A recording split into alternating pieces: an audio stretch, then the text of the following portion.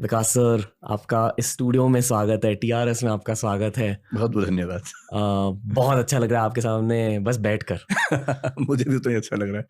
आपको मैंने कई बार देखा यूट्यूब पर और मेरा मन था आपसे बात करने का कभी, so I am happy to be with you.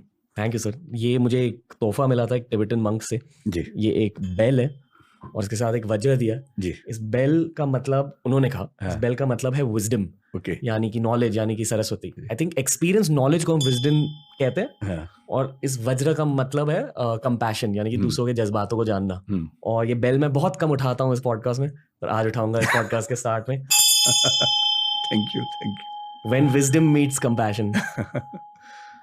Thank you. बहुत कम लोगों में ये स्किल होती है, to make wisdom meet compassion.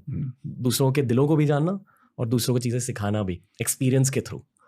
लोग बहुत शांति से बैठकर आपकी बातें सुनते हैं, तो बहुत रॉ सवाल है, पर क्यों, आपके अकॉर्डिंग क्यों? मतलब अगर बात स्टूडेंट्स की हो रही है तो सरप्राइजिंगली उसके पीछे मेरा व्यू ये है कि मैं स्टूडेंट लाइफ में बहुत ख़राब स्टूडेंट रहा हूँ। बहुत ख़राब मतलब अच्छा नहीं रहा हूँ, बहुत ख़राब तो शायद नहीं था। तो जब आप सबसे आखिरी बेंच पर बैठते हैं स्टूडेंट लाइफ में, सारी शरारतें करते हैं, बहुत सीरियस नहीं होते पढ़ाई को लेकर, आपके पेरेंट्स को आपकी चिंता बहुत ज़्यादा होती है कि ये कुछ कर पाएगा या नहीं कर पाएगा, और फिर जब आपको पढ़ने का शौक़ हो जाता है तो पढ़ाते समय मुझे ये अपने आप समझ में आता है कि सबसे पीछे बैठा बच्चा क्या नहीं समझ पा रहा होगा, क्योंकि मैं उस फेज़ को लंबे समय तक जी चुका हूँ। So maybe I have an ability to understand what he और शी नीड्स। वहाँ से बात को शुरू करना। फिर मुझे मेरे पेरेंट्स ने बचपन से डिबेटिंग में उतारा स्कूल के मंच पर, तो 2000 बच्चों के सामने मैं स्कूल टाइम में खूब डिबेट्स बोलता था, पोइट्री बोलता था। वो जो एक्सपीरियंस मिलता गया, फिर मैंने यूनिवर्सिटी लाइफ में बहुत डिबेटिंग की और मतलब स्टेज एक्टिविटीज़ बहुत ज़्यादा की। मुझे लगता है कि उन एक्टिविटीज़ ने मुझे बोलने का तरीका सिखाया। हंसी मजाक करना मेरी बचपन से आदत रही है, फितरत रही है। तो बोलने का कॉन्फिडेंस, हंसी मजाक करने की क्षमता, सबसे कमज़ोर बच्चे के मन में क्या दुविधाएं होंगी उनको समझ पाना, और फिर अंत में मेरा स्वधर्म जो है, जिसको गीता में कहते हैं कि आप वही काम सबसे अच्छा करेंगे जो आपका स्वधर्म है। मुझे लगता है कि मेरा स्वधर्म दरअसल पढ़ना पढ़ाना ही है। So when I teach I feel like I am into a spiritual experience. इस साल पेपर सबसे टफ पेपर था हाँ, सुनने में आया। प्रीलिम्स अभी जो हुआ कुछ दिन पहले रिजल्ट्स निकले। हाँ, रिजल्ट्स आ गए। ओके, क्या आपको पता चल जाता कोचिंग के दौरान कि किस किस को सफलता मिलेगी और किस किस को सफलता नहीं मिलेगी? आइडिया लग जाता है। Okay. ये ठीक वैसे ही जैसे आपको पॉडकास्ट के दौरान अंदाजा हो जाता होगा कौन सा कितना चलेगा जी, कुछ वैसे ही है। एक इंट्यूशन का लेवल आ जाता है कोई भी काम करते हुए, लंबे समय तक आप कोई काम करते हैं, so you get to understand who has the potential to get through. Idea हो जाता है। Congrats to everyone who succeeded. पर जिन लोगों को सफलता नहीं मिली, पहले उनके दिल को एड्रेस करते हैं हम। आप एड्रेस कीजिए।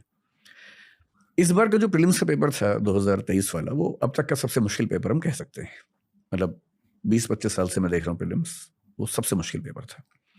लेकिन इसमें एक बात ध्यान रखिए, 2 पेपर्स होते हैं, आपको शायद आइडिया हो। एक जनरल स्टडीज़ का है जिसके बेस पे मेरिट बनती है, एक सीसेट है जिसके बेस पे सिर्फ क्वालिफाई करना होता है। जनरल स्टडीज़ का पेपर बहुत मुश्किल था।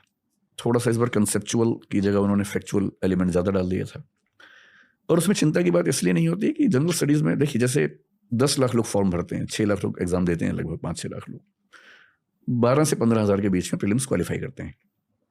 पेपर कितना भी मुश्किल आ जाए, क्वालिफाई 15,000 ही करेंगे, 14,000 ही करेंगे। तो पेपर मुश्किल आने से अल्टीमेटली क्या होगा, कट ऑफ कम चली जाएगी। Top 14,000 have to qualify the prelims stage. इसलिए वो पेन तो होता है कि बहुत मुश्किल पेपर है, but ultimately 14,000 have to qualify. ये हो सकता है कि एक सेगमेंट से क्वेश्चन ज़्यादा आ गए, एक से ज़्यादा मुश्किल आ गए, तो जिनका उसमें कमांड थी वो फायदे में आ गए, जिनके उसमें कमांड कम थी वो नुकसान में आ गए। But generally 14,000 have to get selected in the prelims. CSAT क्या है कि वो क्वालिफाइंग है।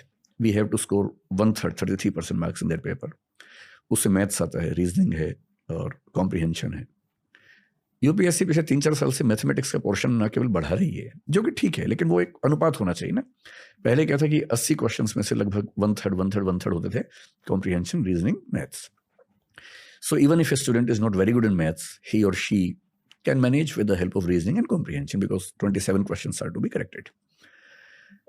तो यूपीएससी ने मैथ्स का थोड़ा सा प्रपोर्शन बढ़ाया, बढ़ते बढ़ते वो करीब 40 क्वेश्चन तक आ गया 80 में से। वो भी लोग मैनेज करते हैं इसी तरह से, क्योंकि बाकी 40 क्वेश्चन तो हैं ही, और मैथ्स के भी कुछ क्वेश्चन कर लेते हैं बच्चे। इस बार जो मैथ्स के क्वेश्चन आए हैं, आईआईटी के बहुत सारे बच्चों ने ये कहा मुझसे, जो सिलेक्ट हो चुके हैं,